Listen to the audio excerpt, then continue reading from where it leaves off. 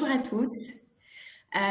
Mesdames et messieurs, je vous remercie de nous rejoindre aujourd'hui en ligne pour ce premier événement du cycle Rencontres, Justice pénale internationale, chercheurs et acteurs judiciaires. Je suis Amélie Bécard, magistrate détachée, chargée de mission du directeur des affaires juridiques du ministère de l'Europe et des Affaires étrangères pour la justice pénale internationale. Avant de nous lancer dans cette discussion passionnante sur la thèse de Jérémy Hall, qui constitue la première rencontre de ce cycle, je souhaite vous présenter davantage, justement, la genèse de ce cycle Rencontre Justice pénale internationale. Elle s'est faite à la suite d'un constat qui est celui que la recherche en justice pénale internationale et dans les matières qui y sont rattachées, droit international pénal, droit international public, eh bien, cette recherche en langue française est très riche, mais insuffisamment présente et diffusée au service des acteurs. Par ce cycle, nous souhaitons donc améliorer la promotion de la recherche en langue française et ainsi valoriser le droit continental ou romano-germanique au même titre que celui de la common law dans la construction de cette justice au service de l'ensemble de la communauté internationale. Deux instituts ont soutenu le ministère de l'Europe et des Affaires étrangères dans ce projet. Nous remercions chaleureusement l'IFJD, Institut Louis Joinet, et l'IERDJ, partenaires de ce cycle de rencontres qui interviendront, Magali Best et Joël Ubrecht, en conclusion de cette rencontre. Alors, pour vous les présenter, même si vous les connaissez certainement déjà, l'IFJD, Institut francophone pour la justice et la démocratie, est un institut très actif sur le terrain, notamment, puisqu'il est spécialisé dans la recherche-action en matière de justice et de transition démocratique. Il s'efforce d'analyser, renforcer, de mettre en œuvre les mécanismes en lien avec les processus de transition, justice et réconciliation, notamment via des missions au Burundi, en RDC, dans les territoires palestiniens ou encore en République centrafricaine où l'IFJD a ouvert un bureau en 2019. L'IERDJ est l'Institut des études de la recherche sur le droit et la justice. Il œuvre pour la diffusion des connaissances sur les normes, la régulation juridique, le fonctionnement et les missions de la justice en s'adressant à un large public, chercheurs, professeurs, étudiants, à propos de thèmes très variés, la cyberjustice, et dans des formes diverses. Je cite notamment le cycle de conférences sur justice, sur le thème de justice et guerre. Et l'IERDJ remplit l'aspect davantage axé sur la recherche que nous souhaitions apporter à ce cycle de rencontres. Je remercie encore ces deux instituts et tous leurs représentants ici présents de s'être engagés avec nous pour concrétiser ce projet aujourd'hui. Et je vous remercie à tous donc d'être à l'écoute pour cette session. Alors, on parle aussi, ce cycle a aussi une vocation à activer, à faire vivre et à diffuser, à promouvoir l'animation d'un réseau francophone, également français bien sûr, dédié à la justice pénale internationale. Et c'est dans ce cadre que ce cycle s'inscrit. Ce réseau est apparu primordial, d'autant plus que cette forme de justice se trouve à un point d'intersection délicat entre la justice internationale et la justice nationale, portée par divers cours et tribunaux. Les professionnels qui œuvrent dans ce domaine pratiquent le droit pénal international, cette discipline juridique qui agit en complément des systèmes judiciaires nationaux. Donc c'est le cœur de ce concept de complémentarité qui se trouve dans une synergie entre les enquêtes et les poursuites menées à l'échelle nationale et les procédures de justice pénale internationale. Les juridictions nationales, et c'est tout l'intérêt de ce cycle, peuvent capitaliser sur les recherches approfondies effectuées dans le domaine international et la connaissance et l'analyse dans le contexte international peuvent être mises à profit afin de renforcer les systèmes juridiques nationaux. Il est nécessaire pour cela d'avoir une compréhension approfondie des lois, des conventions internationales et de s'attacher aux nuances culturelles et linguistiques, ce qui finalement facilite la coopération internationale et favorise un dialogue et une compréhension entre les juridictions qui œuvrent pour des objectifs communs de lutte contre l'impunité et d'une justice équitable et impartiale. Alors nous voilà aujourd'hui avec l'IEFJD, l'IERDJ, avec nos intervenants du jour sur la question de la thèse de Jérémy Hall à propos de l'appréciation de la preuve devant la Cour pénale internationale.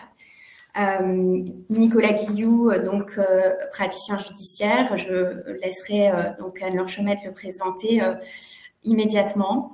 Et quelques mots sur l'intérêt de ces discussions aujourd'hui sur cette thèse qui est une thèse francophone qui est d'autant plus intéressante et pertinente au regard du contexte international actuel qu'elle est la première vraiment en français à étudier cette thématique.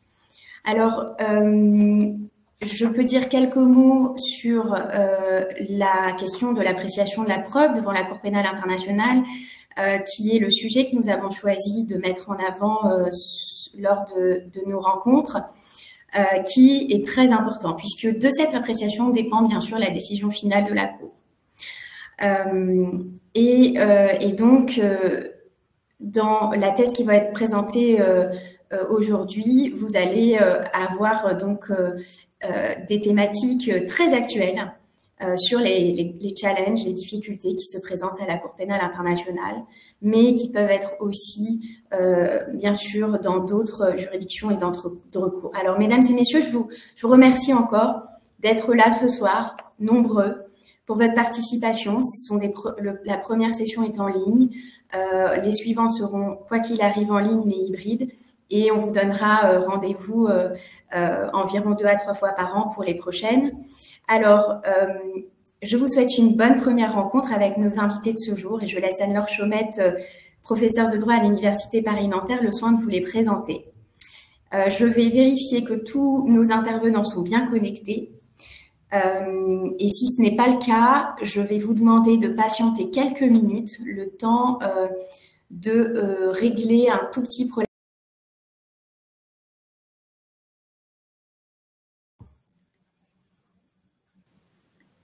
Oui, bonjour à tous.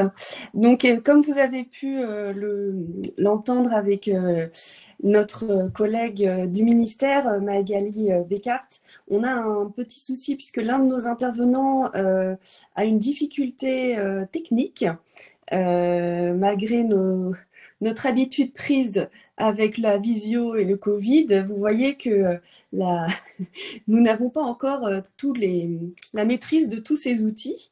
Donc, on va vous demander quelques minutes. Ah, ça y est, bah voilà, magnifique. Il est parmi nous. Donc, je vais pouvoir lancer très officiellement et poursuivre les propos de Madame Bécart. Donc, évidemment, je tiens à remercier l'Institut Joannet et l'IERDJ, ainsi que le ministère des Affaires étrangères pour avoir organisé cette première rencontre et m'avoir invité à animer cette première rencontre qui a pour objectif de faire intervenir à la fois un chercheur face à un praticien. Donc aujourd'hui, vous allez avoir face à vous 2 intervenants, Jérémy Hall, qui est docteur en droit à l'Université de Grenoble et qui est actuellement juriste assistant à la Cour d'appel de Grenoble. Et sa thèse porte sur justement l'appréciation de la preuve devant la Cour pénale internationale.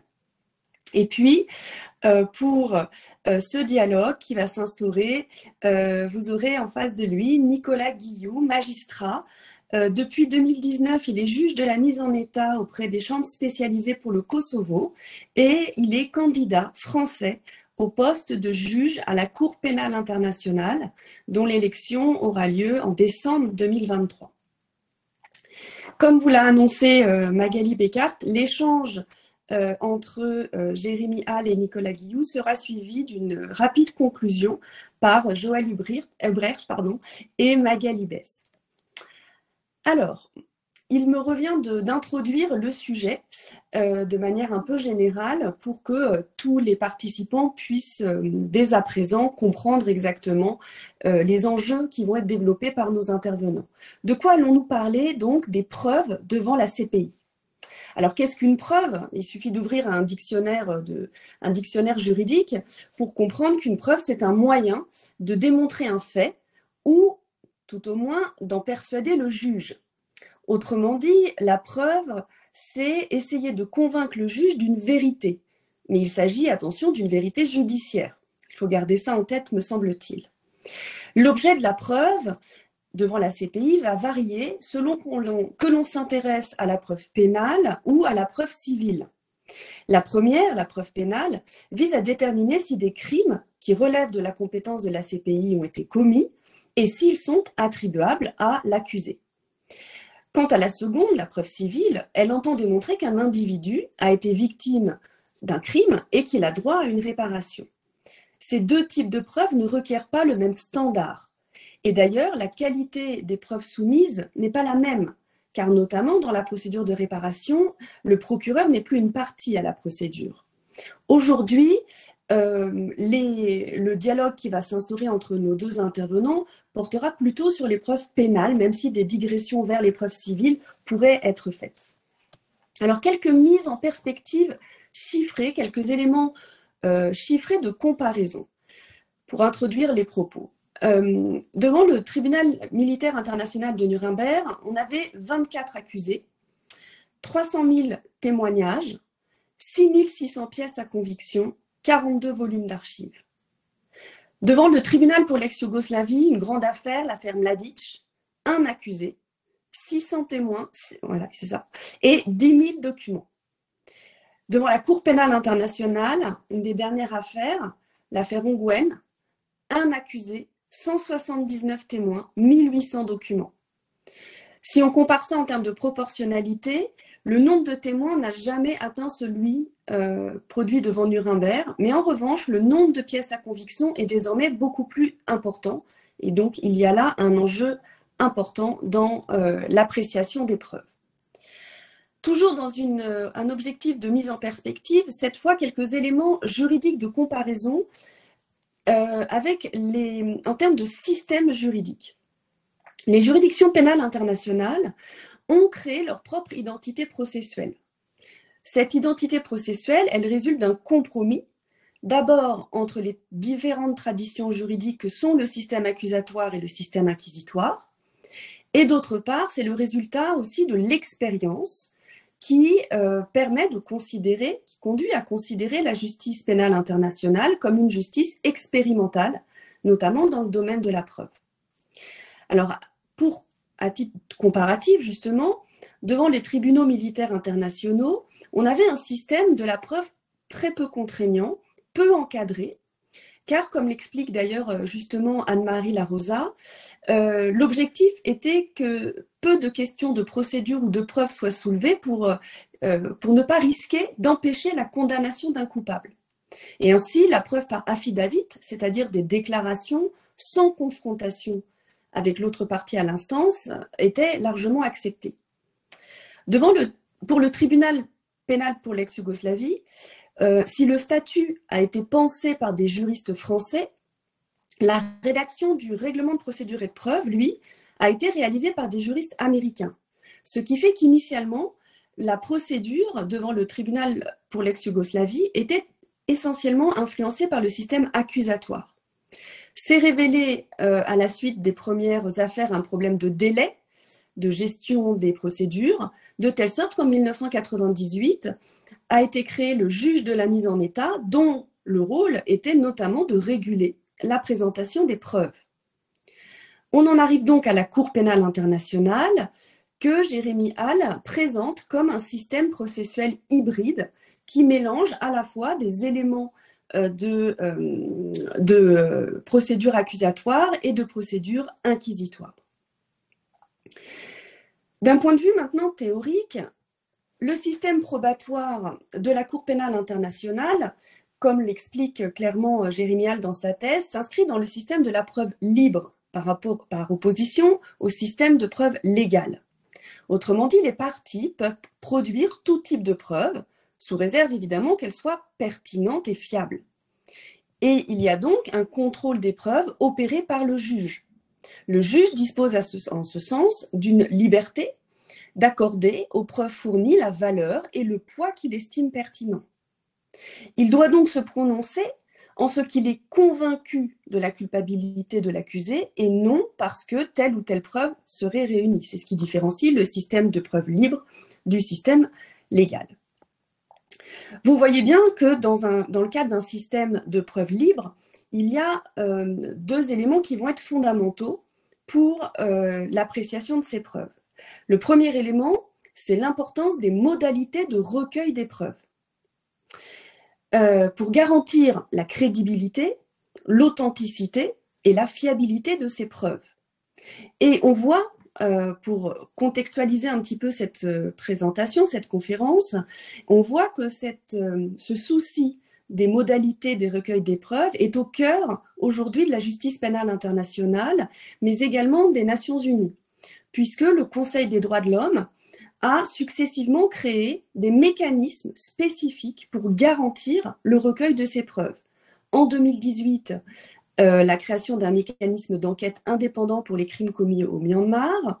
En 2019, une mission internationale indépendante pour les exactions commises au Venezuela. Et en mars 2022, la commission d'enquête internationale pour les violations commises en Ukraine. L'autre élément important dans cette recherche de la preuve, c'est le contenu même des preuves.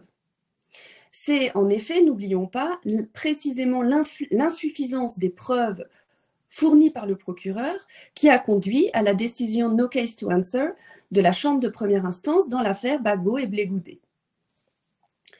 Donc on voit bien ici les enjeux qui vont être sous-jacents dans le dialogue qui va s'instaurer entre Jérémy Hall et Nicolas Guillou.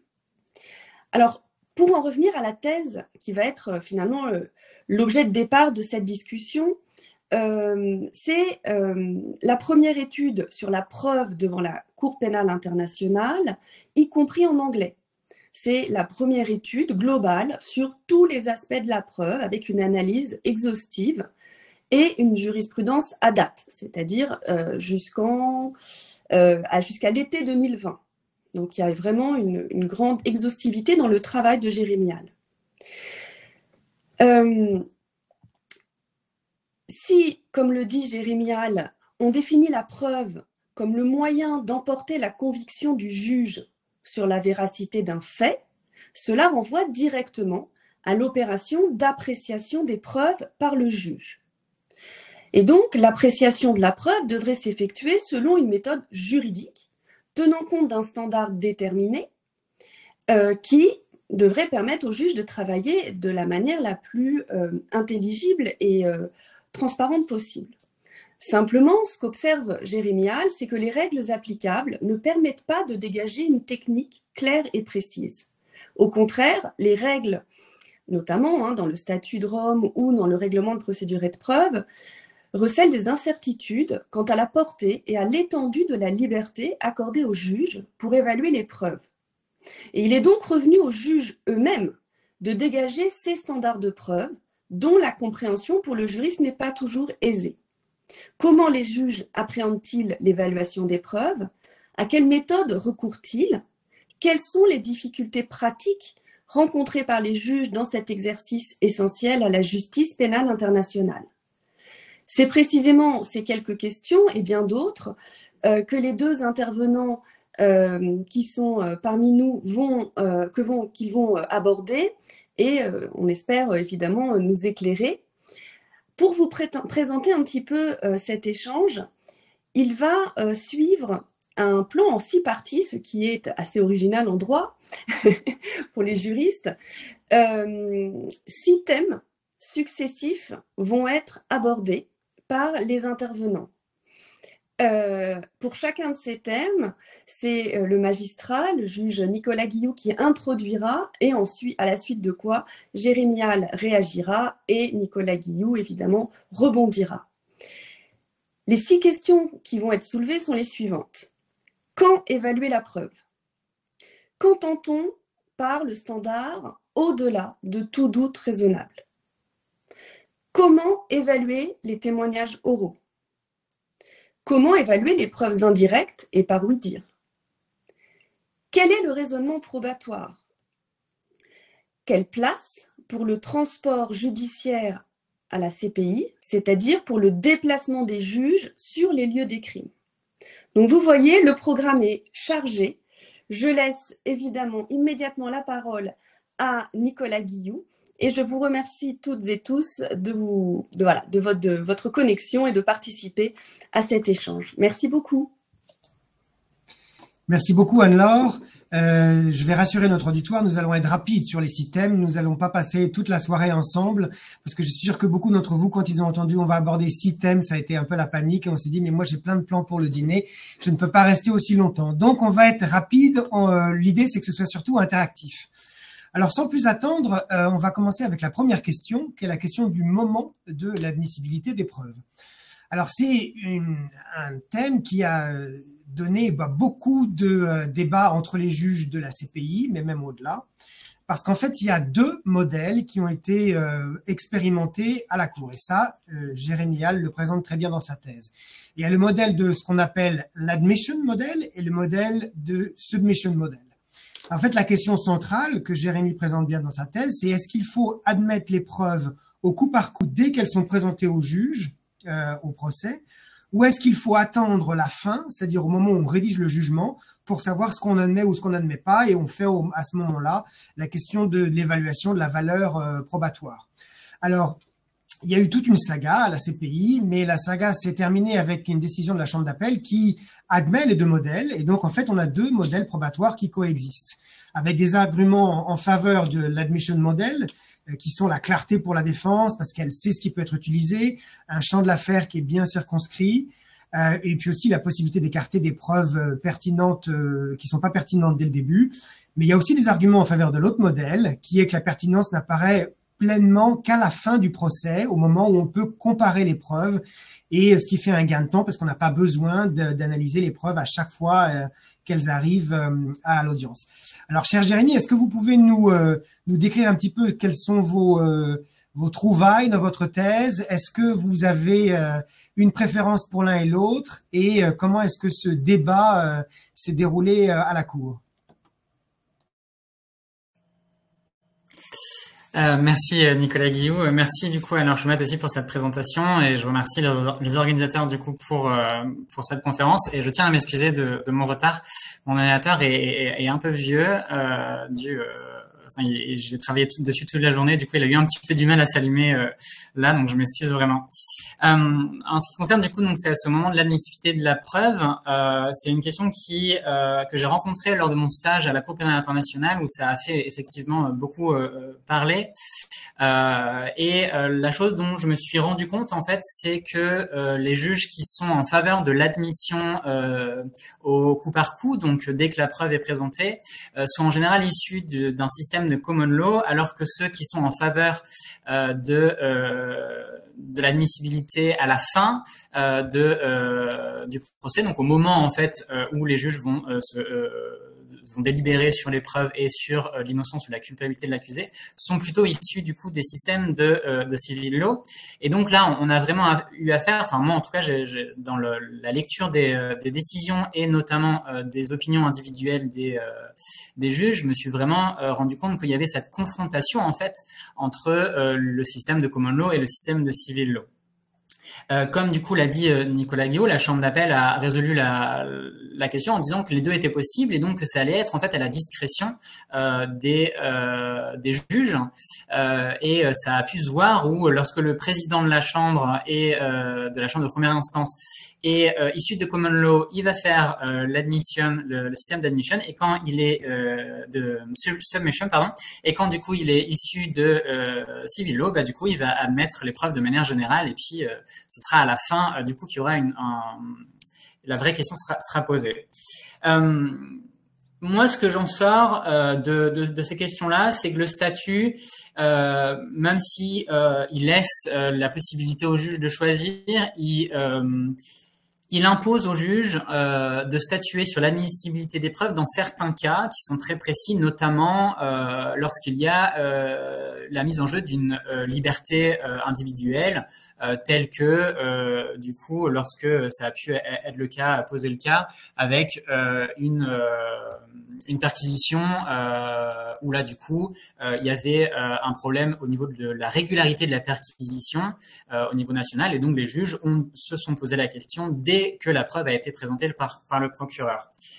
Et je pense, à mon sens en tout cas, que lorsqu'il y a des difficultés de ce type-là, il faut nécessairement que les juges statuent tout de suite. C'est ce que prévoit le statut et le règlement de procédure et de preuve, et à raison.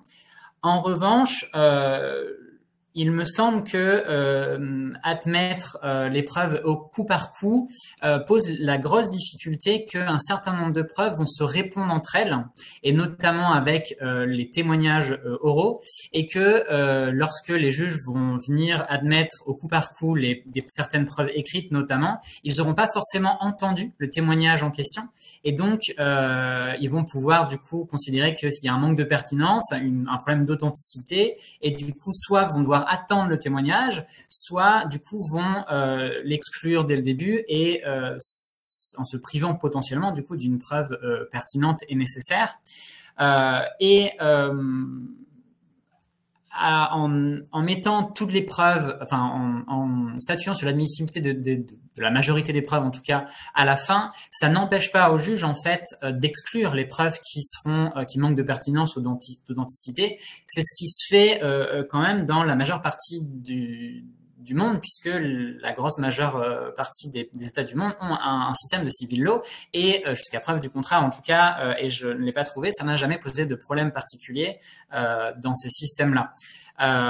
Je pense aussi que c'est un gain de temps pour les juges, puisque dans les procès où c'est le système de submission qui a été mis en œuvre, il y a 20, 30, 40 décisions de 10, 15, 20 pages qui ont été rendues au fur et à mesure, et ça alourdit considérablement la procédure, tout simplement parce qu'il faut rédiger ces décisions. Ça veut dire qu'il faut analyser les preuves au cours à chaque fois au niveau de l'admissibilité, et qu'on va les réanalyser ensuite, celles qu'on a admises du coup à la fin, et en considérant qu'elles sont admises de manière générale et puis en statuant véritablement sur l'admissibilité uniquement à la fin, il me semble en tout cas que c'est un gain de temps pour les juges, et ça va en faveur de la célérité du procès, sachant que les procès devant la Cour pénale internationale sont quand même particulièrement longs, même s'il y a eu des efforts depuis le début.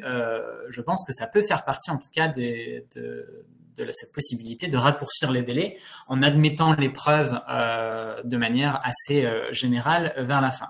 Là où je pense qu'il y a un écueil qui a été opéré par le bureau du procureur, c'est que lorsque dans les procès où les juges ont dit on admet de manière générale les preuves, c'est qu'ils n'ont pas forcément précisé la pertinence de la preuve, la valeur probante de la preuve, et parfois les liens entre les différentes preuves. Et dans ce cas-là, c'était aux juges de devoir le faire, ce qu'ils n'ont pas forcément le temps ni la possibilité de le faire par eux-mêmes. Et c'est quand même au procureur de démontrer son affaire. Et s'il ne le fait pas, les juges ne sont pas censés le faire à sa place. Et je pense que là, on a eu un écueil en tout cas de la part du bureau du procureur à ce niveau-là, et c'est à lui du coup de corriger ce problème. Bon, je sais qu'il y a eu un certain nombre de choses qui ont été corrigées suite à l'acquittement, à certains acquittements où du coup on a mis vraiment en avant le problème de probatoire et de preuve, de recensement de la preuve par le bureau du procureur, mais c'est un autre élément qui peut être modifié. Et du coup, moi, je pense que je suis plutôt en faveur du coup de l'admissibilité générale à la fin, enfin avec l'admissibilité vraiment à la fin. Ça ne joue pas sur la longueur, sur la particulière longueur des jugements pour autant. Les jugements restent entre 500 et 800 pages dans tous les cas. Donc, je pense que ça, en tout cas, je vois moins de difficultés pratiques et juridiques à ce que l'admissibilité puisse être effectuée à la fin. Merci. Merci beaucoup, Jérémy. Alors, je note plusieurs choses très intéressantes. La première, c'est qu'on voit que même dans un modèle qui se veut être hybride, eh bien, on a tellement de mal à hybrider qu'en fait, on admet les deux modèles. Donc ça, c'est déjà un premier constat.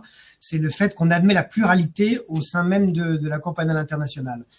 Après, on se rend compte en tant que praticien aussi que ce qu'on a envie de rendre inadmissible dès le départ, c'est toutes les pièces de procédure pour lesquelles il y a un problème procédural ou un problème d'atteinte aux libertés publiques.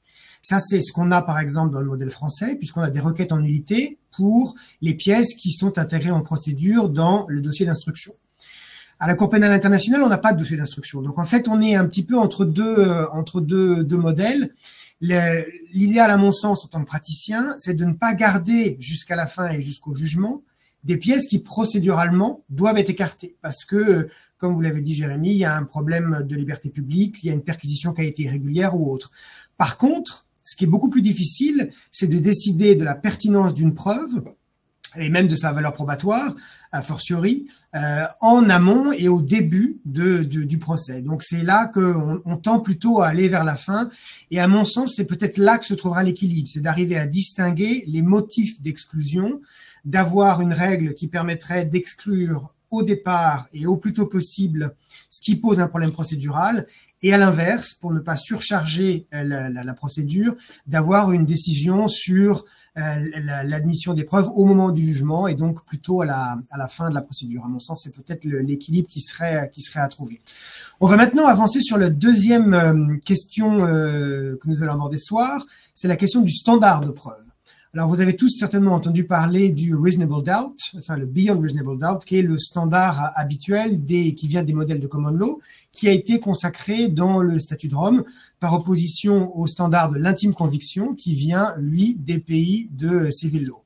Alors, Jérémy, votre thèse, elle montre bien que c'est le standard du doute raisonnable qui s'est progressivement imposé, d'abord dans les organes et juridictions de protection des droits de l'homme, mais aussi dans les juridictions pénales internationales des Nuremberg.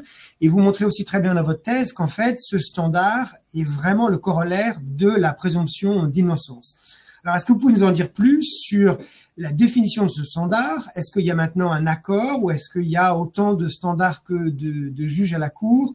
Et puis aussi, est-ce que ce standard s'applique à tous les éléments constitutifs de l'infraction, l'élément contextuel, les crimes sous-jacents, l'élément moral, et aussi, ou pas, au mode de participation criminelle? Alors, je pense que le standard du tout raisonnable aurait pu faire l'objet d'une thèse à part entière, tellement c'est un sujet qui est vaste. La chose que moi j'ai retenue de ma thèse, c'est que le standard du tout raisonnable, il n'est pas défini. Il n'est pas défini au niveau national et il n'est pas défini par les juridictions internationales, même si les juridictions internationales, notamment le TPY et ensuite la CPI, ont tenté de le définir. La définition, elle reste floue.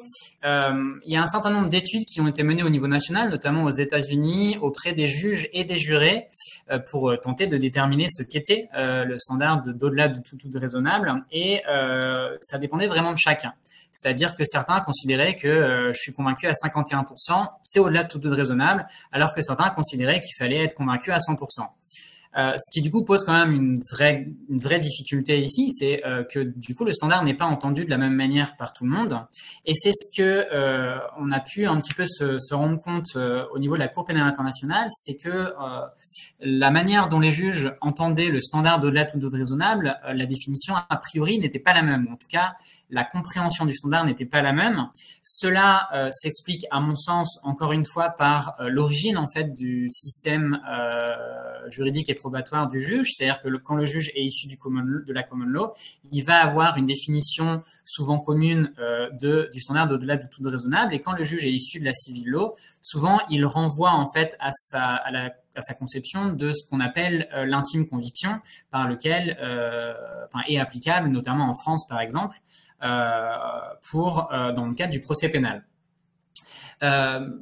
Moi, ce que j'en ai ressorti dans le cadre de mes études, ce qui est du coup une position dont je me suis rendu compte qui est minoritaire au sein de la doctrine, qui est très minoritaire même au sein de la doctrine, c'est qu'en fait, au-delà de tout doute raisonnable et l'intime conviction, c'est la même chose.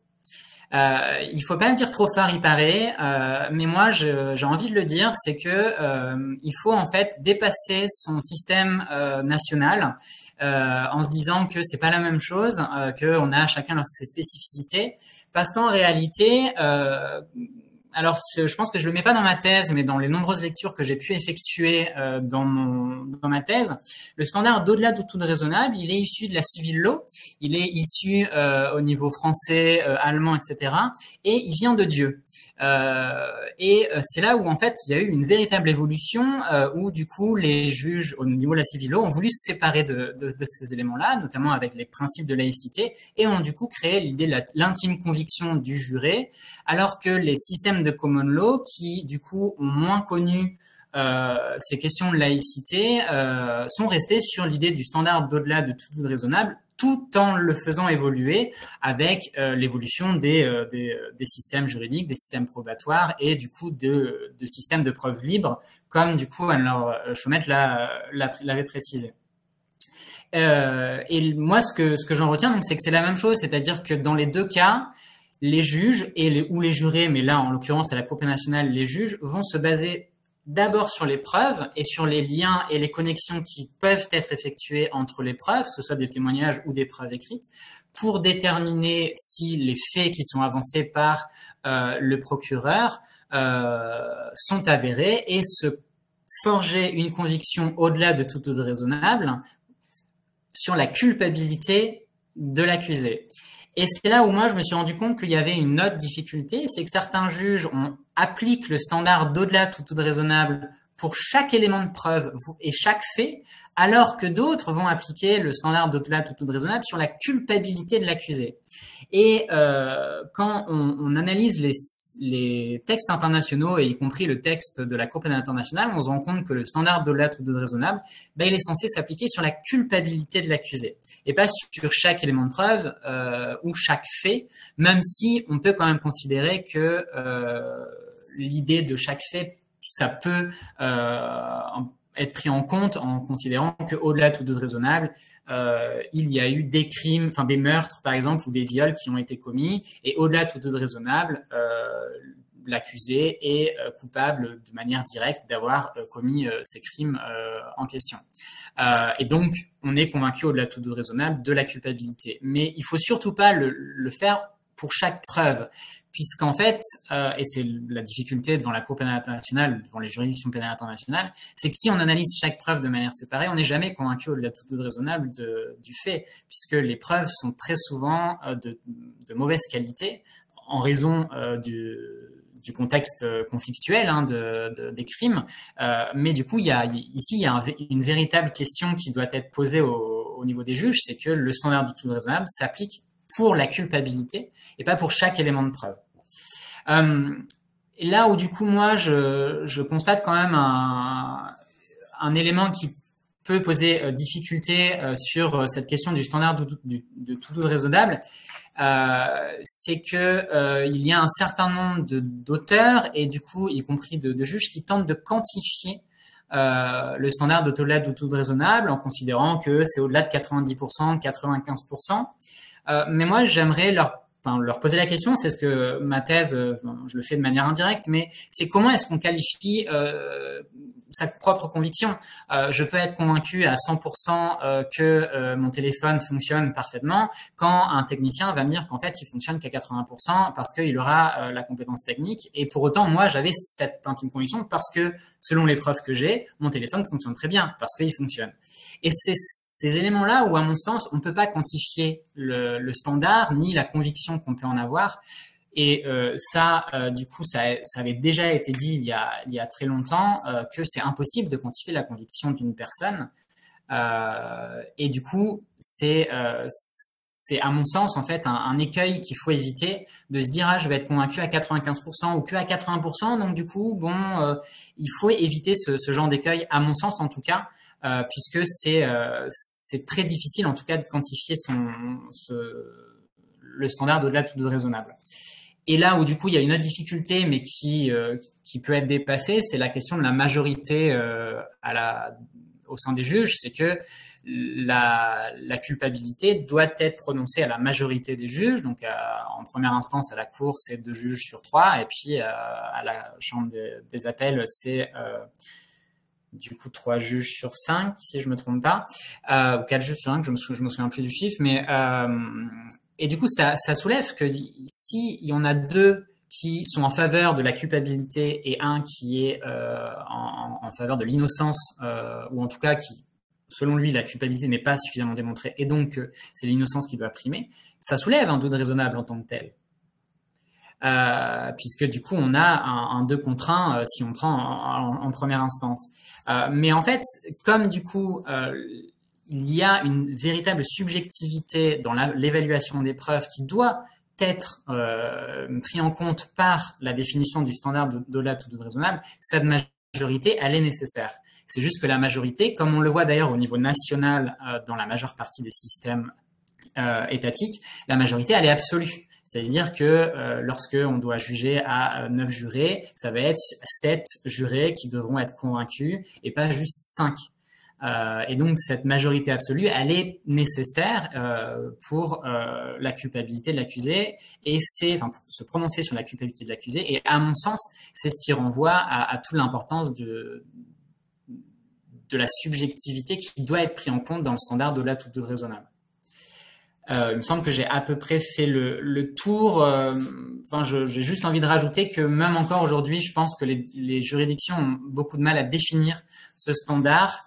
De là à dire qu'il faut le supprimer, je ne pense pas, mais je pense qu'il faut faire attention aux écueils qui au niveau national a été rencontré et qui se rencontrent aussi devant la Cour pénale internationale aujourd'hui.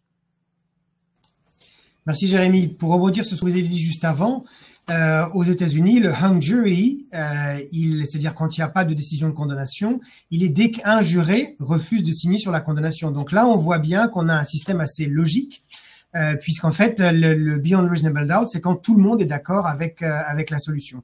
Alors, en tant que praticien, je partage tout ce que vous avez dit. Je suis d'ailleurs très content que vous n'ayez pas fait votre thèse que sur ce sujet, parce que je pense que vous vous seriez ennuyé assez vite, parce qu'en fait, on arrive en pratique à exactement le même résultat. Moi, j'ai toujours remarqué qu'avec mes collègues de civil law, de common law, même si on appelle les choses de manière différente, là, pour le coup, contrairement à la question précédente qu'on a vue ensemble, là, finalement, le raisonnement est relativement similaire. Et pourquoi? Parce qu'en fait, c'est une conception essentiellement subjective. Et en fait, c'est la diversité des opinions des juges qui prévaut. Et même en essayant de définir le standard, même en essayant de quantifier, on se rend compte que c'est quasiment impossible parce qu'en fait, il y a autant de standards que de juges et ça reste une décision très individuelle. Et si on voulait objectiver le standard, il faudrait qu'on ait un tel niveau de régulation des preuves qu'on reviendrait à ce qu'on a connu par exemple en France sous l'Ancien Régime, où il y a des preuves quasiment automatiques et où telle preuve doit amener mécaniquement la condamnation. Donc là, on sortirait finalement d'une forme de garantie pour les accusés, qui consiste à vraiment avoir une appréciation individuelle des faits qu'ils ont pu commettre. Je dirais quand même qu'il y a 2 points qui me paraissent essentiels quand on parle de standards probatoires, qui sont les garanties qui sont les plus efficaces au-delà de la définition du standard. Moi, à mon sens, il y en a 2. La première, c'est la collégialité. Et vous avez fait allusion, je pense que c'est ça le plus important, c'est qu'on ne laisse pas la décision de culpabilité à un seul juge quand il y a des faits qui sont graves et pour lesquels il y a une procédure qui est longue et complexe. La collégialité est toujours une garantie qui permet justement de confronter ces points de vue et de désobjectiver par la pluralité et la confrontation. Et puis je dirais que la deuxième garantie qui est à mon sens encore plus importante, c'est la question de la motivation des décisions. Et on se rend compte que au-delà de déterminer en gros qu'est-ce qui est quel est le standard, je pense qu'il vaut mieux arriver à une démonstration plus précise des preuves qu'on va prendre en compte, des preuves qu'on va pas prendre en compte. Je pense que c'est la transparence du raisonnement juridique, la transparence dans la qualification des faits et l'honnêteté intellectuelle dans le raisonnement qui est une garantie qui est plus importante. Alors, on va poursuivre avec un autre point qui est un petit peu dans le prolongement de ce qu'on a dit. On va maintenant regarder un certain nombre de preuves spécifiques et spécifiquement la question des témoignages oraux, parce que vous y consacrez un certain nombre de pages dans votre thèse. Alors, vous expliquez que les juges utilisent plusieurs facteurs pour établir la crédibilité des témoins. Alors, la capacité à déposer oralement, l'aptitude à décrire les faits poursuivis, les relations avec l'accusé ou les motifs de dire la vérité ou de faire un faux témoignage.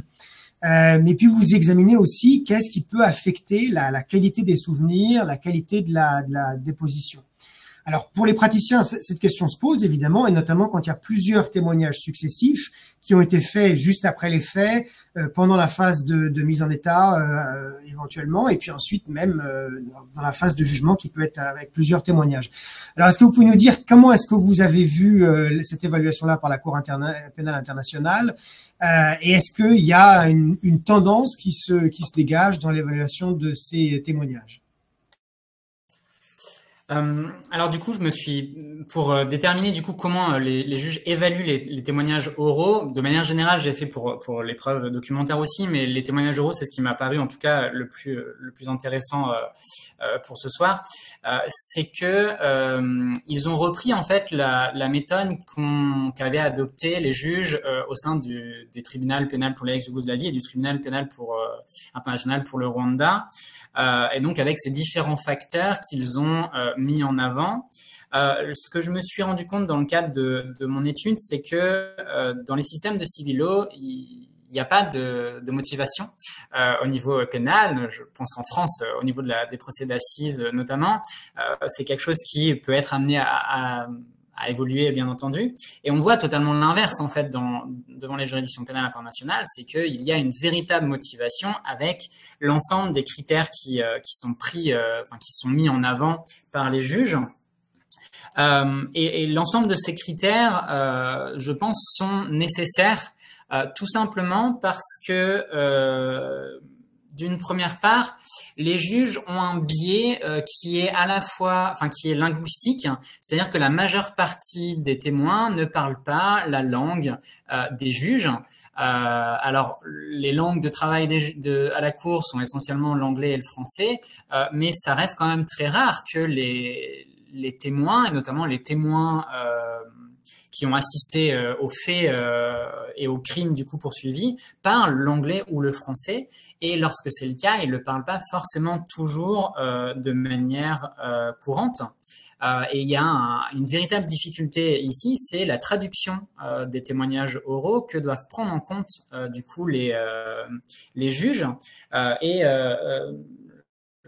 C'est une anecdote qu'on m'avait racontée lorsque j'étais à la cour, c'est que, alors je me souviens plus dans quel procès c'était, mais en fait c'est la défense qui a traduit les dires du témoin parce que la cour n'avait pas de traducteur sur place au moment où le témoin du coup était auditionné par les juges. Et on a quand même là, je ne mets pas du tout en doute du coup l'avocat de la défense qui a fait la traduction, mais on peut quand même se poser la question, c'est l'avocat de la défense qui vient traduire les dires d'un témoin appelé par l'accusation. À mon sens, il y a quand même une difficulté ici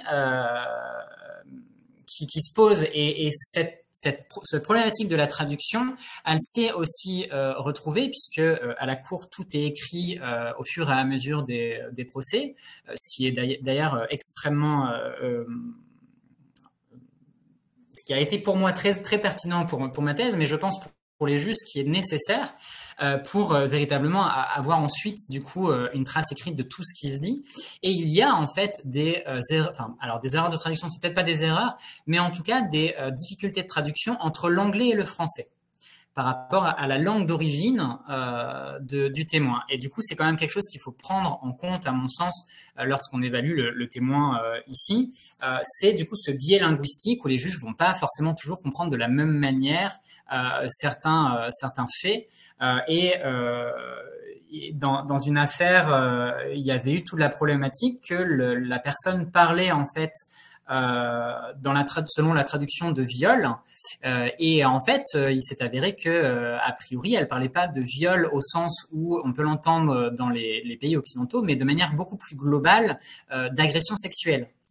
Donc il n'y avait pas forcément une pénétration en tant que telle, mais il y avait il y avait eu des attouchements sexuels, et du coup la traduction faisait que les juges entendaient viol alors que ce n'est pas ce que le témoin voulait dire. Ce que la témoin voulait dire. Il y a ensuite un autre biais qui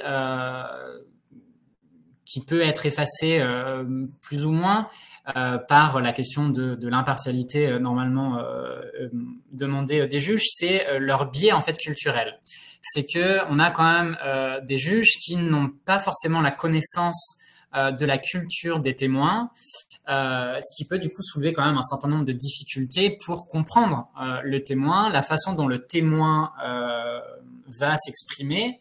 Dans l'affaire Ntaganda, par exemple, il y a, alors c'est quelque chose qui s'est passé, si je ne me trompe pas, à huis clos, mais où il y a eu une référence dans le jugement, c'est que la témoin, à un moment donné, tellement elle était oppressée par les questions, etc., s'est mise à chanter. Et en fait, dans sa culture, c'est en fait un moyen d'expression, mais du coup, c'est pas quelque chose que la majeure partie des juges vont avoir en face d'eux. C'était quand même très rare d'avoir un témoin qui chante, qui se met à chanter d'un seul coup, alors que dans sa culture, dans la culture de ce témoin, c'était en fait un moyen de s'exprimer. Et du coup, on peut à ce moment-là se dire, elle se met à chanter, elle veut plus parler, donc du coup, son témoignage, on va lui donner une faible valeur probante, alors qu'en fait, c'est pas forcément le cas. Et c'est pour ça que l'ensemble de ces critères qui sont développés par la jurisprudence sont pertinents et sont nécessaires, parce que ça permet justement d'éviter en fait les biais qui sont propres aux juges en raison de la langue et en raison de la culture. Et alors ça c'est autre chose et je pense que ça peut être particulièrement difficile à mettre en œuvre, c'est sur la question de la compréhension de la psychologie du témoin. D'une part parce que dans la majeure partie des affaires, les faits se sont produits 10, 15, 20 ans auparavant et donc le témoin, pour des raisons psychologiques, a effacé de sa mémoire certains faits, certaines précisions et donc va nécessairement être parfois confus ou incohérent dans ses déclarations. Et pour autant, la valeur probante de son témoignage n'est pas nulle. Donc, ce sont des éléments psychologiques que le juge doit être conscient et doit pouvoir aussi prendre en compte.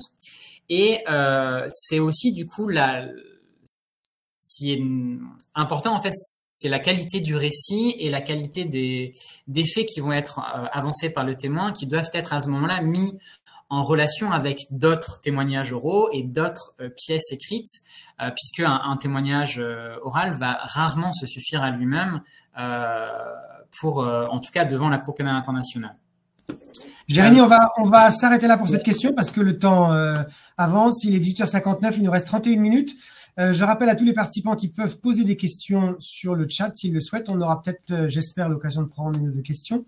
Peut-être juste pour compléter ce que vous avez dit sur ce sujet, moi je partage tout ce que vous avez dit sur les questions culturelles. C'est très important que les juges fassent l'effort de comprendre le contexte culturel, à la fois d'une affaire, mais aussi d'un témoin particulier, et évitent des biais qui viennent de leur propre culture. J'ai peut-être une chose à rajouter par rapport à ce que vous avez dit que je partage, c'est qu'il y a aussi les questions des pressions sur les témoins, parce qu'on a aussi un certain nombre de dossiers pour lesquels on a, entre le moment où le témoin a entendu pour la première fois et le moment où il passe à l'audience, des versions qui évoluent. On se rend compte qu'il y a un certain nombre de fois, c'est qu'il y a eu des pressions très fortes qui peuvent être soit de la part des accusés, soit de la part de la communauté, soit de la part d'autres personnes. Donc ça, c'est aussi un point très important. Il faut réussir à déconstruire l'évolution du narratif avec éventuellement des enquêtes complémentaires pour savoir ce qui s'est passé. Alors, on va passer à notre quatrième thème et je vais demander à Jérémy d'être très bref pour ce quatrième thème. C'est la question de ce qu'on appelle le hearsay en anglais, c'est-à-dire la preuve par oui-dire. C'est-à-dire la preuve d'un témoin qui, en fait, n'est pas un témoin direct, mais qui a entendu quelque chose, entendu parler de quelque chose. Alors, c'est ce qu'on appelle la preuve circonstancielle. Elle est pas formellement interdite dans le statut de Rome, et ça, vous le montrez bien dans votre thèse. Vous dites qu'elle a été admise, mais évidemment, la question est de savoir quelle valeur lui donner. Est-ce que c'est quelque chose qu'on peut inclure dans un jugement? Est-ce que c'est quelque chose pour lequel il y a aussi une division entre civil law et common law? Quelles sont vos constatations? Quel est le bilan de vos recherches sur ce sujet? Alors c'est vrai que c'est une preuve très particulière. De prime abord, je me suis dit qu'il y allait avoir une différence entre la common law et la civil law, puisque au sein de la common law, la preuve par oui-dire est quand même en général exclue. Mais en réalité, il y a assez peu de différence au niveau de la Cour pénale internationale. Tout simplement parce qu'en fait, la preuve par oui-dire, elle n'est pas exclue en tant que telle, mais elle est prise avec énormément de prudence par l'ensemble des juges, peu importe le système dont ils sont issus. Et c'est notamment ce qui se fait dans les systèmes de civil law, c'est que la preuve par oui-dire, sur le principe, elle est admise, mais elle est prise avec énormément de prudence par les juges dans le cadre de l'évaluation du fait qui tend à être démontré. Enfin, à être établi, pardon. Là où, en fait, je pense que la Cour a totalement raison, la Chambre d'appel a statué que les juges ne peuvent pas se baser sur uniquement une preuve par oui-dire pour démontrer un fait, notamment lorsque celui-ci est important. Et les juges ont pu, par exemple, considérer que la preuve d'un décès n'était pas établie lorsqu'elle est uniquement faite par preuve par oui-dire. La difficulté très importante et à mon sens dans lequel un écueil dans lequel est tombé le bureau du procureur, ce sont les rapports des ONG et des organisations internationales qui sont essentiellement basés sur des preuves par oui-dire ou sur des preuves qui sont anonymes et donc du coup on va considérer que par extension ce sont des preuves circonstancielles et par oui-dire. Et je pense que là, le procureur, dans un certain nombre d'affaires, a mis en avant ces rapports sans forcément aller rechercher la méthode qui a été utilisée par les ONG ou par les organisations internationales pour interviewer les témoins et du coup, lorsque ce sont des preuves par oui-dire, comment est-ce que ça a pu être appréhendé par les ONG et les organisations internationales. Et je pense que le bureau du procureur a fait une utilisation beaucoup trop importante des rapports sans chercher à les faire corroborer par des témoins directs ou parfois indirects aussi, mais qui du coup permettaient en fait une corroboration par un nombre important, en tout cas d'éléments de preuve. Et c'est notamment ce qui a pu être mis en avant dans l'affaire Bamba, où du coup il y a eu énormément de rapports qui ont été, et dans l'affaire Gbagbo et Blé Goudé aussi, où il y a eu énormément de rapports qui ont été mis en avant par le procureur, mais il n'y avait pas de preuves en fait plus directes, et donc les juges ont, à mon sens à raison, considéré que le procureur échouait à démontrer en fait la réalité la véracité en tout cas de ces affirmations quant au crime commis et à la culpabilité de l'accusé. Merci Jérémy, on va avancer parce que sinon on n'aura pas de temps pour les questions. Peut-être juste en tant que praticien, je partage ce que vous avez dit évidemment. À mon sens, c'est surtout une preuve qui sert à corroborer. C'est certainement pas une preuve qui va démontrer un fait. En tout cas, toute seule, cette preuve ne vaut pas grand-chose.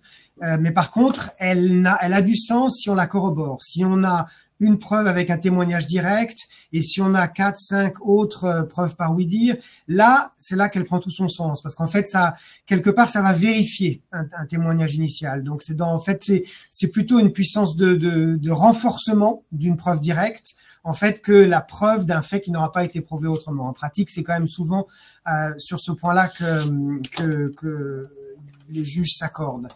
Je voudrais ensuite qu'on aborde un point qui a suscité énormément de débats à La Haye. C'est la question du raisonnement probatoire et à nouveau entre deux camps, ce que vous appelez l'atomisme et le holisme. Donc, ces deux approches qui ont été défendues avec énormément de véhémence à La Haye, soit une approche qui consiste à dire qu'on va évaluer les preuves une à une et qu'on va les disséquer et qu'en fait, il va falloir vraiment savoir si elles valent quelque chose individuellement. Donc, ça, c'est l'approche atomiste.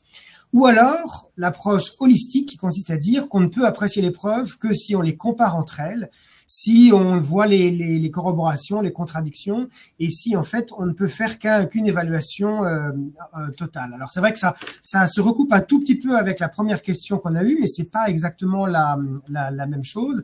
Est-ce que vous pouvez nous dire quel était l'état des lieux aujourd'hui, d'où on vient et quel est le bilan de vos recherches sur ce sujet?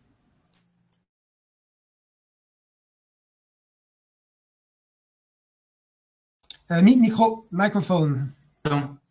Oui, la question de cette question a chamboulé la Cour pénale internationale, mais pas que. Ça fait très longtemps que ça chamboule la doctrine, notamment parce qu'il y a une véritable confrontation entre, de nouveau, la common law et la civil law, où la common law est très partisane de l'atomisme, ou preuve par preuve, alors que la civil law, c'est beaucoup plus l'holisme, où on va apprécier l'ensemble des preuves de manière générale.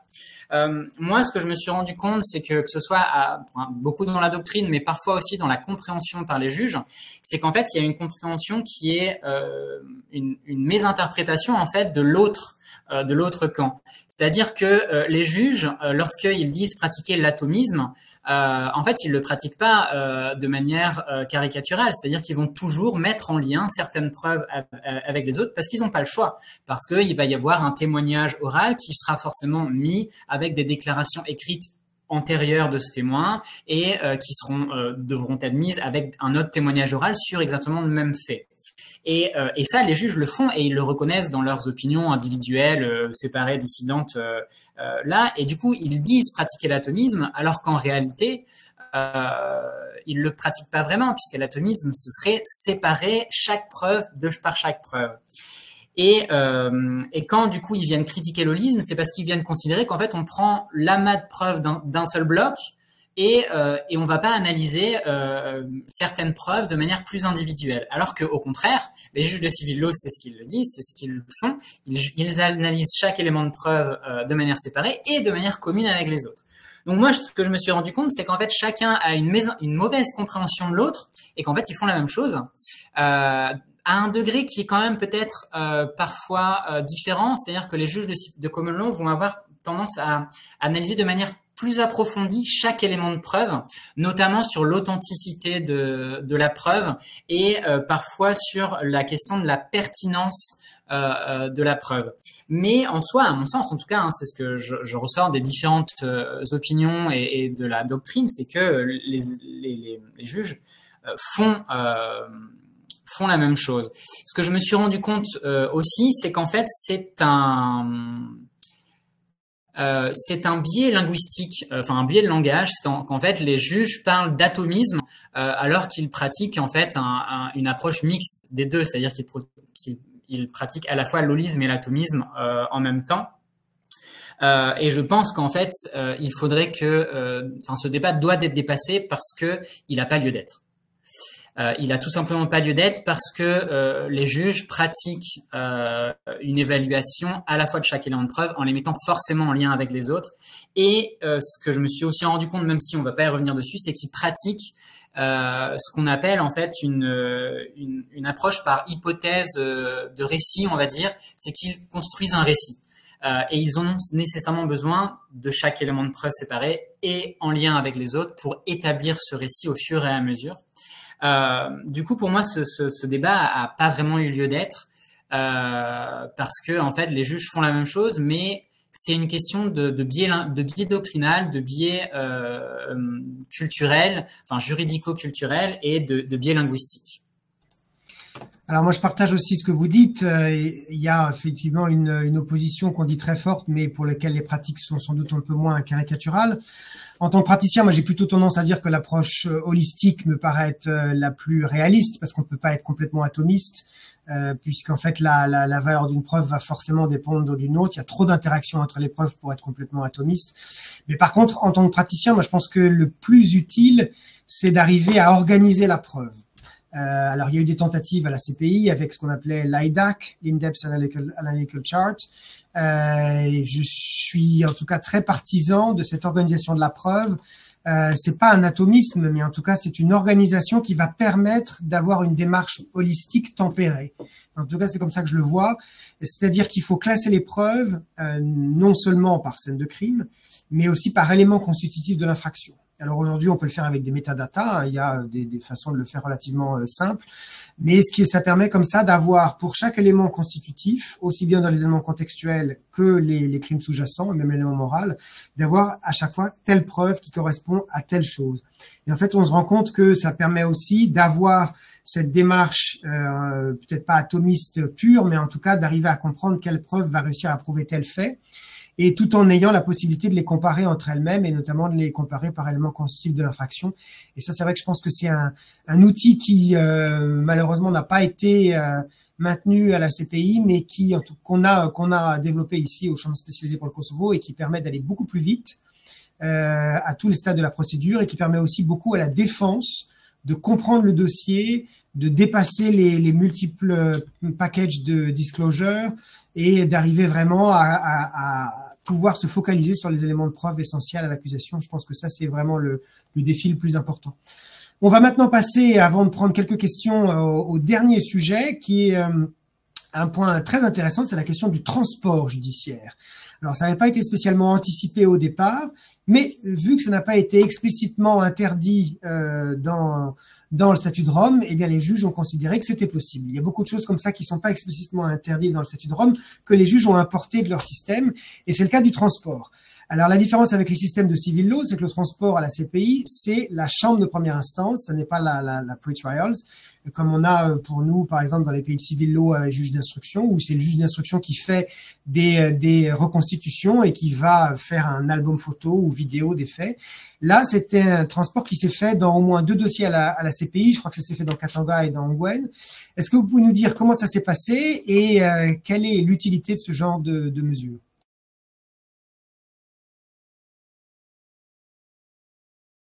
C'était effectivement pas initialement prévu et du coup, les juges ont pris le parti qu'ils avaient un pouvoir assez large pour en termes de procédure au niveau de leur procès, et donc ont organisé le transport judiciaire. Ce qu'on peut remarquer, c'est que ça a été fait du coup dans Katanga et dans Ngejulo, deux affaires qui étaient du coup initialement, enfin procéduralement jointes, et que les juges se sont rendus compte en allant sur place pour des raisons topographiques que certains témoins ne pouvaient pas avoir assisté aux faits, ne pouvaient pas avoir vu certains éléments qu'ils prétendaient avoir vus, tout simplement parce qu'il y avait une colline, il y avait des bâtiments qui étaient là, etc. Et donc, il y a eu une vraie plus-value du transport judiciaire dans l'affaire Katanga et c'est dans l'affaire Ongwen également que ça a été mis en place. De nouveau, dans ces deux affaires, les présidents de chambre étaient des présidents issus de la civil law. Dans l'affaire Ntaganda, ça avait été envisagé, mais ça a finalement été refusé en considérant qu'il y avait alors des raisons sécuritaires en jeu, et puis qu'il n'y avait pas forcément besoin. Mais du coup, on peut quand même se poser la question de ce besoin. Je pense que c'est nécessaire tout simplement parce que je reviens sur mon biais culturel, c'est que les juges n'ont pas connaissance de comment ça se passe dans les pays en question, tout simplement parce qu'ils soit ils y sont jamais allés, soit parce que il n'y a pas forcément toujours une explication suffisante par les parties au procès. Et c'est vrai que les juges dans ces deux affaires ont mis en avant une vraie plus-value du transport judiciaire qui, à mon sens, dans la mesure où c'est possible pour des raisons sécuritaires, devrait être automatisé. Je suis parfaitement conscient que dans un certain nombre de situations, les raisons sécuritaires font que ce n'est pas du tout envisageable de faire un déplacement des juges, des parties, etc., puisque le conflit est toujours en cours et que du coup, ça peut aussi poser un problème de sécurité pour l'accusé ou pour les témoins dans l'affaire. Mais je pense que dans la mesure du possible, ça devrait être automatisé et d'autant plus que il y a un certain nombre de preuves aujourd'hui. Alors, j'en parle pas dans la thèse parce que ça a jamais été abordé à la Cour pénale internationale, mais c'est notamment le cas avec dans les affaires, dans les conflits récents, où il y a énormément de preuves qui sont transmises par les réseaux sociaux, des vidéos, etc. Et en fait, ces vidéos ou ces photos sont pas forcément suffisantes pour les juges pour comprendre la globalité du contexte sur place au niveau des bâtiments, etc., notamment parce qu'en plus, il y a un certain nombre de combats qui ont lieu en pleine ville. Et donc, les juges ont besoin, en fait, d'aller sur place pour se rendre compte de la réalité de la topographie et de la situation aussi des témoins. Et il me semble que c'était dans l'affaire Katanga que... alors, il y avait un certain nombre d'éléments dans le jugement, mais aussi un document annexe où il y avait les juges mettaient en avant le fait qu'ils avaient du coup rencontré des gens sur place et du coup s'étaient rendu compte de la différence culturelle qu'ils avaient avec du coup la population qui avait subi du coup les crimes et que du coup ça leur avait permis en fait d'analyser de manière plus approfondie du coup certains témoignages, certaines preuves, en prenant en compte ce contexte culturel qu'ils n'avaient pas forcément autant conscience auparavant. Donc moi je reste sur le fait que ça devrait être dans la mesure du possible automatisé dans toutes les affaires et que la seule raison en tout cas que je vois qui devrait être empêcher le transport judiciaire, c'est vraiment une question de sécurité stricto sensu. Alors, en tant que praticien, je partage totalement ce que vous dites. En tant qu'ancien juge d'instruction encore plus, moi j'ai le souvenir d'un dossier où j'ai fait un non-lieu après la reconstitution parce que la reconstitution a démontré que les faits tels qu'ils étaient allégués n'étaient matériellement pas possibles avec la façon dont les lieux étaient faits. Donc, je pense que c'est un élément essentiel, notamment pour le droit de la défense. Et je partage tout à fait ce que vous dites. Ça permet aussi de s'acculturer au lieu. C'est quelque chose qui doit être développé dans la mesure du possible, évidemment sous la réserve des contraintes sécuritaires. Nous avons fait nos 6 questions. Vous voyez, on a été plus rapide. Il n'est pas minuit. Il nous reste 14 minutes avant la fin de l'événement. Je vais maintenant prendre des questions. Il y a une question très intéressante dans le chat qui est une question au sujet de ce qu'on appelle le proofing des témoins, c'est-à-dire la préparation des témoins. Alors ça, c'est un autre sujet pour lequel on a une énorme discorde civil law, common law, puisqu'il y a 2 pratiques qui sont très très différentes sur le sujet. Il y en a qui disent qu'un témoin, il faut surtout pas y toucher avant parce que le témoin doit arriver vierge à l'audience et personne ne doit lui avoir dit ce qu'il doit dire. Et puis il y a une autre conception qui consiste à dire mais un témoin, ça se prépare parce que c'est le témoin d'une partie, donc il est tout à fait logique qu'on le prépare et qu'on le sécurise avant qu'il passe à l'audience. Jérémy, est-ce que vous avez traité de ces questions-là et quelles sont vos vues sur le sujet? Oui, alors c'est de la même manière, en fait, c'est encore une fois entre civil law et common law où il y a une vraie différence. Et les deux ont été mis en œuvre à la Cour pénale internationale. Ça dépendait en fonction du procès et du président de la Chambre.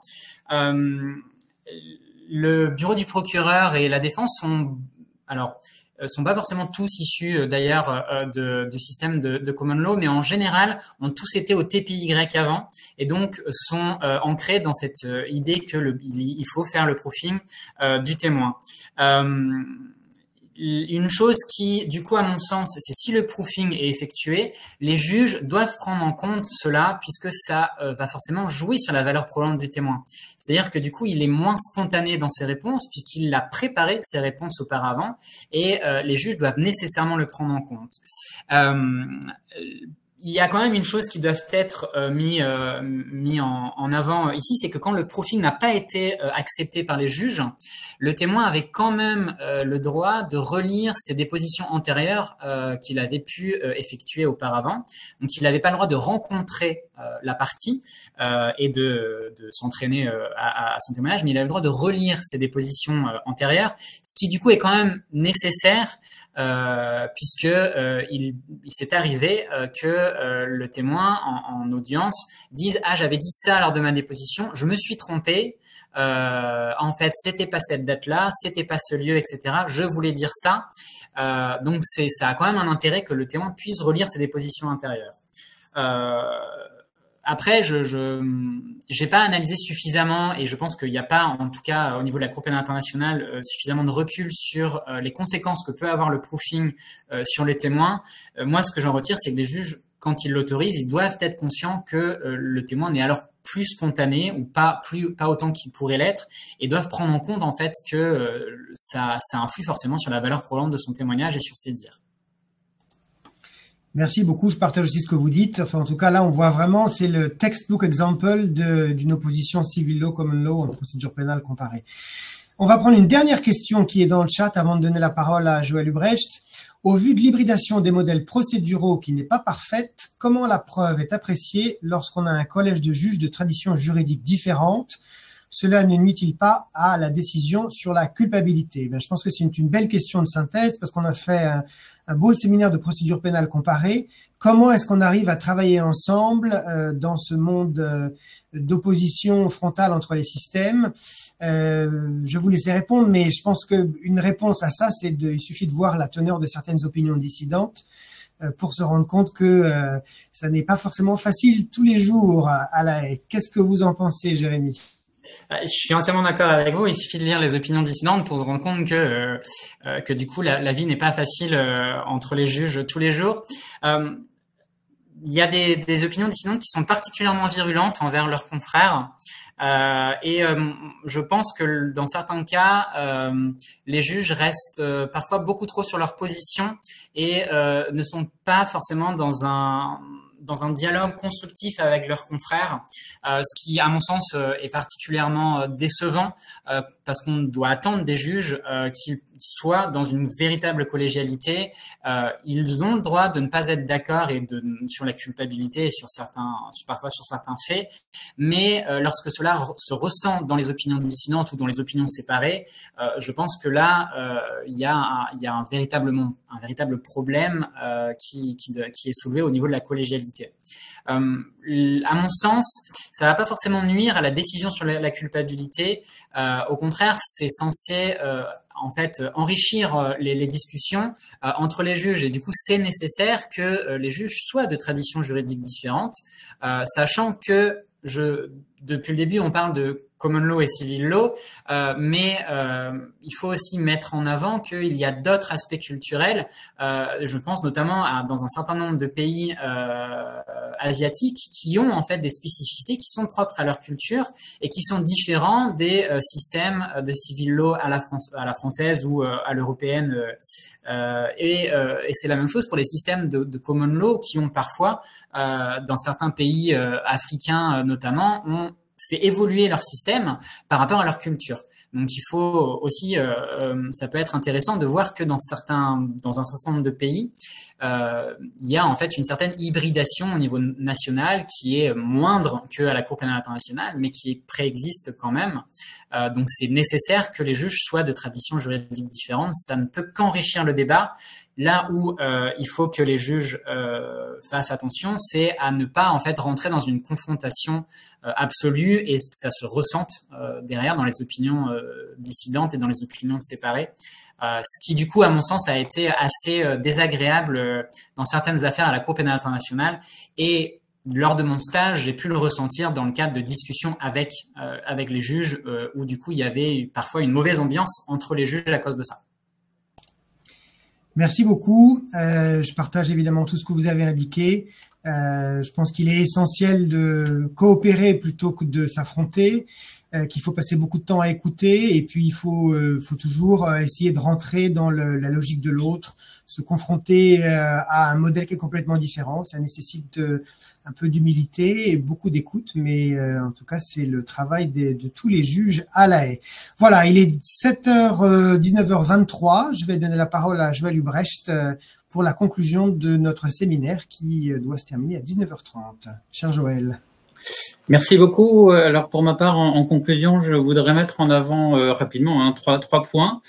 Tout d'abord, remercier et féliciter les participants car ces échanges confirment la richesse du dialogue entre la recherche universitaire et l'optique, l'expérience du praticien.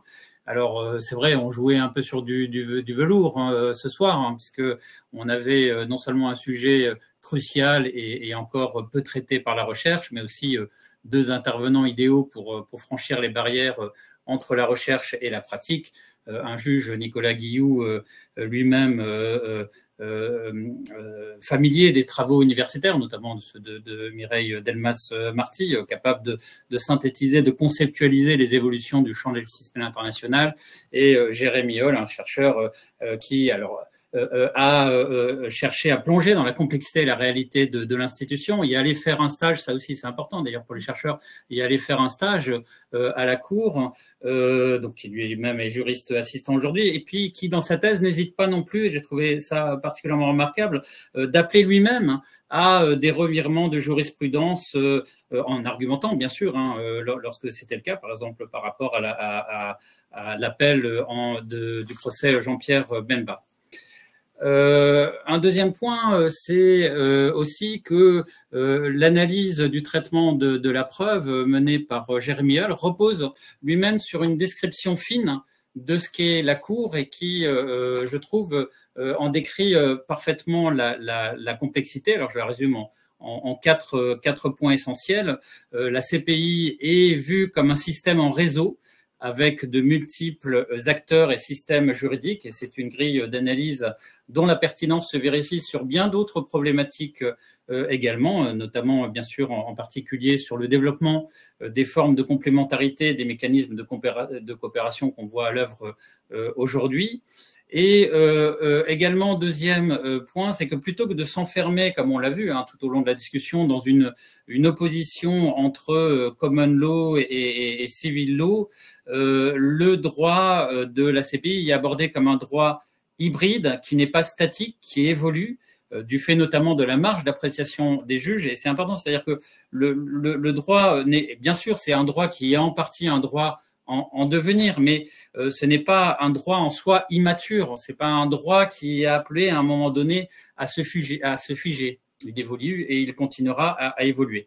Et par ailleurs, l'autre volet, c'est que c'est un système que Jérémy Hall décrit comme un système processuel participatif, également très important, c'est-à-dire que les acteurs du procès peuvent, on l'a vu également dans la discussion, les acteurs du procès peuvent, dans une certaine mesure, porter des cultures juridiques plurielles, plutôt que de les fusionner et de créer une seule et nouvelle culture, même si encore, bien sûr, avec la pratique, avec la collégialité, avec l'expérience, émerge aussi un espace commun et partagé de justice qui est inédit.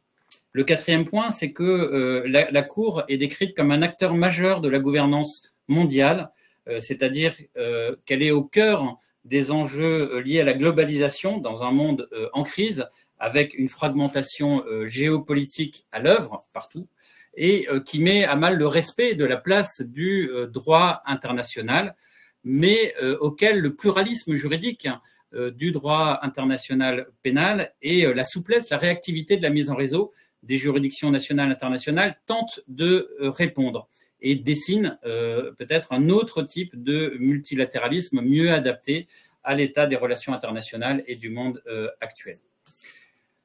En troisième point de ma conclusion que j'aimerais rapidement esquisser, c'est aussi le souhait qu'on peut avoir que ce travail de Jérémy Hall soit prolongé et complété par d'autres recherches sur la preuve, sur sa collecte, sur les défis de l'enquête, et notamment des défis de l'enquête dans des contextes de conflits encore en cours, sur les critères d'évaluation utilisés par les enquêteurs et par le bureau du procureur. Voilà, également d'autres aspects qui mériteraient d'être creusés, c'est l'exploration des approches plurielles de la preuve par d'autres disciplines que les disciplines juridiques, en histoire, en sociologie, en anthropologie, et la nécessité de favoriser un dialogue interdisciplinaire, pas du tout pour la beauté de la science, mais pour avoir une meilleure compréhension des dynamiques de violence, et pour mieux y répondre, et également aussi parce que ce traitement pluriel permettrait une meilleure appropriation par les sociétés des procès et de leur héritage. Alors, le travail de Jérémy Hall, on l'a dit, il s'arrête, l'analyse s'arrête à la jurisprudence de l'année 2020. Il nécessitera donc aussi d'être réactualisé par des décisions et des jugements à venir. Et j'espère que Nicolas Guilloux pourra contribuer à ce développement jurisprudentiel au sein de la Cour pénale internationale et prolonger ainsi la discussion entamée ce soir. Merci, et je ne sais pas si Magali, voilà, peut-être pour la prochaine séance ou pour la manière dont on continuera le cycle.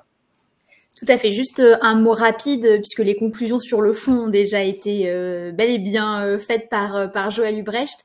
Donc juste quelques mots de remerciements à l'ensemble de nos intervenants, Anne-Laure Chaumette, Nicolas Guilloux, Jérémy Hall, qui ont permis la réussite de cette première mouture.